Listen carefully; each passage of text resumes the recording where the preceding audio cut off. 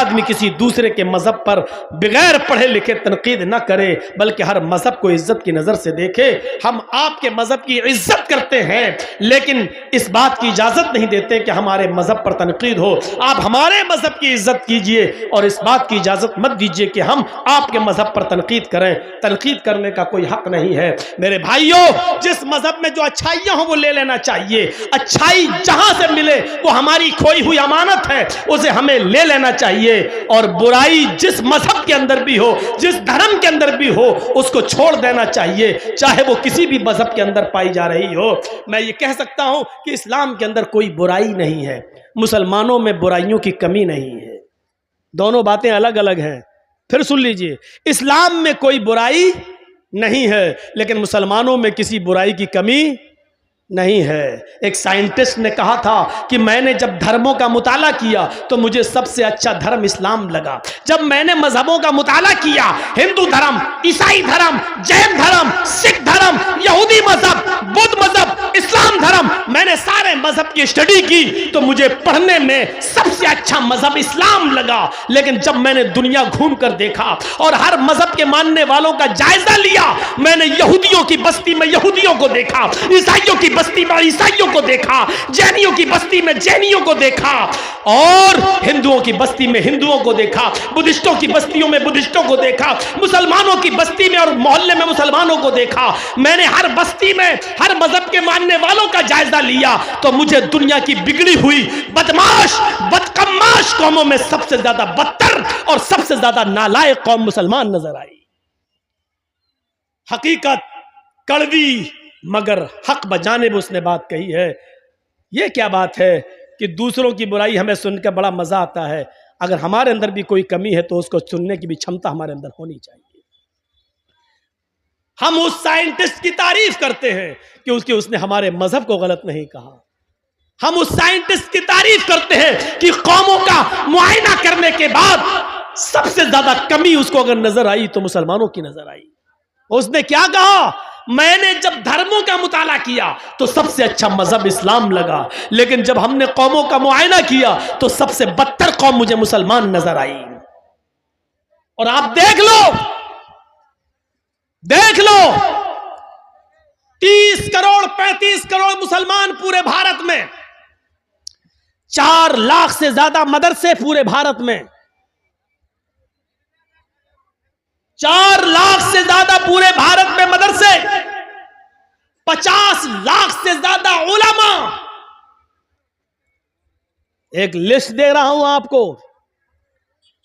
गौर कीजिए। मुसलमान कितने?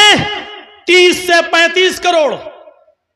मदरसे कितने पूरे हिंदुस्तान में? 50 लाख, 4.5 लाख, 4 से 4.5 लाख। उलमा कितने? 50 लाख से ज्यादा। इतने मदरसे, इतने उलमा, इतनी बड़ी तादाद मुसलमानों की। मस्जिदें भी मेरे भाइयों मदरसों से कम नहीं, 5 से 6 लाख मस्जिदें पूरे हिंदुस्तान के अंदर। लेकिन नमाजियों की तादाद पर आप गौर करेंगे तो सिर्फ 2%। मस्जिदों में नमाज पढ़ने वालों की संख्या 2%। 100 में सिर्फ 2 आदमी, 2 मुसलमान। गौर कर रहे हैं? 30 से 35 करोड़ मुसलमान, 4 से 4.5 लाख मदरसे, 5 से 6 लाख मस्जिदें, 50 से 60 लाख उलमा। इतनी बड़ी तादाद के होने के बावजूद मस्जिदों में नमाज पढ़ने वालों का परसेंट 2%, जुमे में 5%, ईद और बकरीद रमजान में 10%, थोड़ा सा बढ़ जाते हैं। ईद और बकरीद में यह तादाद बढ़ के 15 और 20%। ये 80% कहां गए? और 5 वक्त होने वाली नमाज में 98% मुसलमान कहां? यह मुहासिबा कौन करेगा? यह हिसाब कौन करेगा? तुम अपने बच्चों से उनकी पढ़ाई लिखाई का हिसाब नहीं कर पाते हो, नमाज और रोजे का हिसाब क्या करोगे?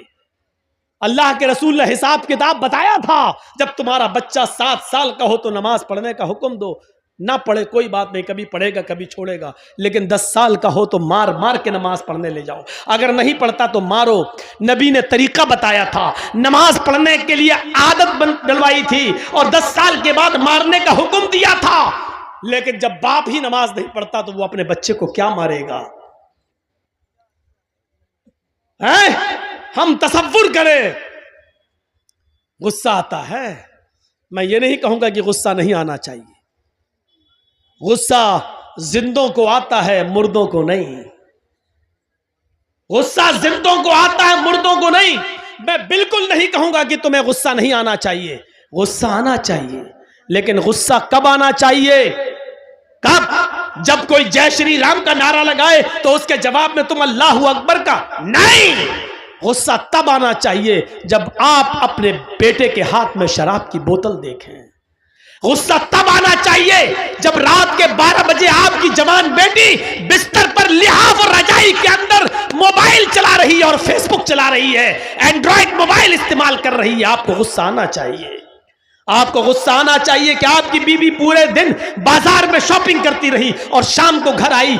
आपको गुस्सा आना चाहिए कि बेपर्दगी के साथ वो घर से निकली तो किसकी इजाजत लेके गई। आपको गुस्सा आना चाहिए कि आपकी बेटी स्कूल जाती है तो किसके साथ जाती है और किसके साथ आती है। उसके आने और ले जाने के लिए कौन, आपने किसको मुतय्यन किया है। अकेले अगर जाती है या मोहल्ले की चंद सहेलियों के साथ जाती है तो आपको उन मोहल्ले और गांव की चंद सहेलियों पर एतबार कैसे है? क्योंकि सहेलियां एक दूसरे की सहेली होती है। तो मेरी मत कहना, मैं तुम्हारी नहीं कहूंगी। तुम अपने बॉयफ्रेंड के साथ जाओ, हम अपने बॉयफ्रेंड के साथ जाते हैं और घर जब पहुंचेंगे तो हम लोग एक साथ हो लेंगे, तुम हमें फला जगह पे मिल जाना। आपने अपनी बेटी को गांव की चंद लड़कियों के साथ स्कूल जाने की इजाजत कैसे दे दी? और दे दी तो आपने उसका पीछा करके कभी देखा? कभी आपने पूछा कि स्कूल से ये लड़की कितने बजे गई, हमारे घर पे कब पहुंचती है? ये हिसाब किताब कौन करेगा? मुसलमानों, तुम हिसाब किताब करने वाली कौम हो। तुम बच्चों के लिए अगर बाप हो तो अपने बच्चों का हिसाब लो, शौहर हो तो अपनी बीवी का हिसाब लो, अगर भाई हो तो अपनी बहन का मुहासिबा करो।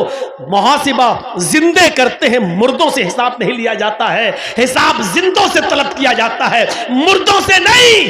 तुम जिंदा कौम हो, हम तुमसे हिसाब ले सकते हैं। ये मदरसे में कितना चंदा हुआ है आपने दिया है, आप हिसाब लो मदरसा कमेटी से। मदरसे कमेटी के लोगों को बुरा नहीं मानना चाहिए, क्योंकि एक एक रुपया आपकी अमानत है, आपके बच्चों पर ही खर्च होगा। इसलिए हिसाब जिंदे लेते हैं, हिसाब जिंदे देते हैं।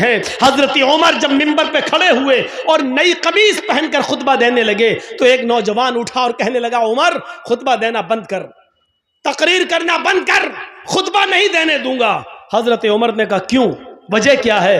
कहा, पहले इस बात का हिसाब दो, ये नया कुर्ता तुम्हारे पास कहां से आया? तुम्हारी तनख्वाह बैतुल माल से इतनी नहीं है कि तुम नई कमीज सिला सको। आज नया कुर्ता तुम्हारे पास कहां से आया?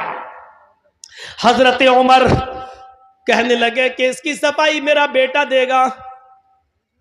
हजरत उमर फारूक का बेटा उठता है, सफाई पेश करता है कि बैतुल माल में जो चादरें आई थी वो सारे मुसलमानों में तकसीम होना थी।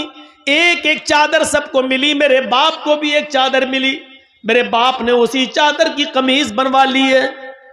नौजवान खड़ा होता और कहता, अमीरुल मोमिनीन, एक एक चादर सबको मिली थी, मुझे भी मिली थी। मैं दर्जी के पास गया था, टेलर के पास गया था, मैंने अपना माप दिया, उस चादर में मेरी कमीज नहीं बनी। तुम तो हमसे ज्यादा लंबे हो, हमसे ज्यादा चौड़े हो, हमसे ज्यादा लंबे चौड़े हो और मोटे तंदुरुस्त भी हो, फिर तुम्हारी एक चादर में कमीज कैसे बन गई? उनके बेटे ने खड़े होकर जवाब दिया, नौजवान, एक चादर मुझे भी मिली थी, सबको एक एक चादर मिली थी, मेरे बाप को भी मिली, मुझे भी मिली, सबको एक एक मिली तो उसमें मुझे भी मिली।